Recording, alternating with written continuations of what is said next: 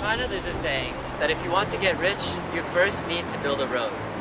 Infrastructure construction is a vital part of the development of any country or region.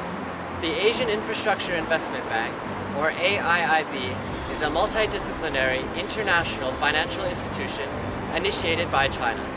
The AIIB provides infrastructure support for developing countries around the world, though some observers have argued that the bank stands to challenge the existing global financial order. What's the truth behind the AIIB? I'm here at the bank's headquarters in Beijing to find out. I'm Liam, and I've been living in China for the past 3 years. In this series, I'll be taking you to explore the politics, economics, and culture of China through the perspective of a foreigner. We'll also be exploring China's development over the course of the past 5 years. Now, let's go explore the story behind China's development.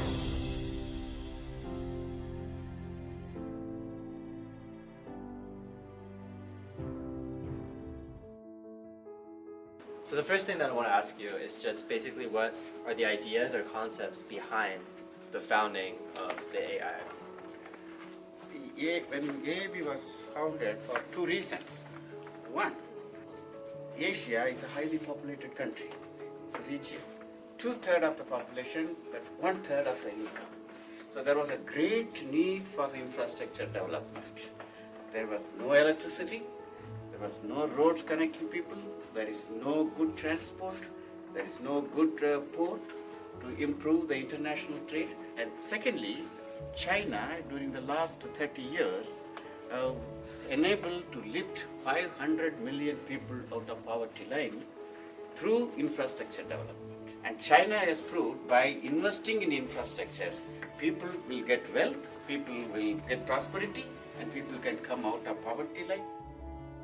Now some people, particularly in Western media, they argue that the AIIB stands to challenge the existing global financial order. How do you see this issue? I think they have already been proved wrong in their assumption, because we are not here to compete with the existing banks. We are complementing their role in promoting the economic development.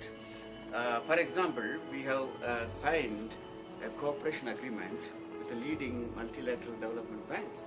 We have a MOU with World Bank. We have MOU with AIIB, Asian Development Bank. We have MOU with EBRD, the European Reconstruction Bank. We have MOU with the EIB, and we are doing a lot of co-financing with all these institutions. And what do you see as the future prospects for the AIIB? AIB was started just 2 years ago. We have already done a business of around 3 billion so far, and we will continue to grow at least 20% every year. My objective is in the next 5 years, we should be able to approve project worth 10 billion every year. We now have a better understanding of the AIIB. Today, we've had a chance to learn about the transparent operations of the bank, as well as several of its projects which are bringing real change to countries across the developing world. Yes, we do have a set of criteria for selecting project. We have quite a straightforward, simple criteria.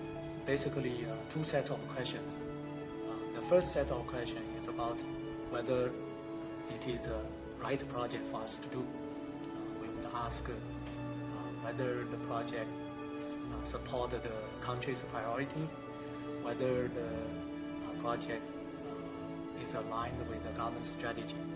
We would also look at the project and see whether the project falls into the AIIB's strategic directions, whether the project would support the improvement in infrastructure connectivity, whether the project will support the green infrastructure, whether the project will help mobilize private sector capital into the infrastructure.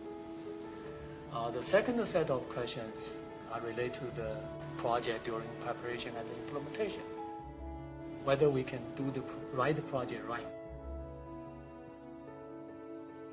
Currently, I'm working on 3 projects that have been approved by the board. The first project that was approved was about a gas pipeline, which is in Turkey.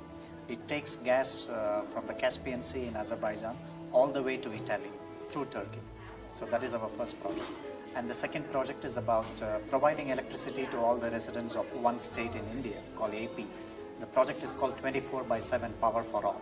That is the intention of the government, to provide electricity to the residents 24/7, which is not the case now. And the third project is about constructing rural roads in about 4,000 villages in a state called Gujarat in India.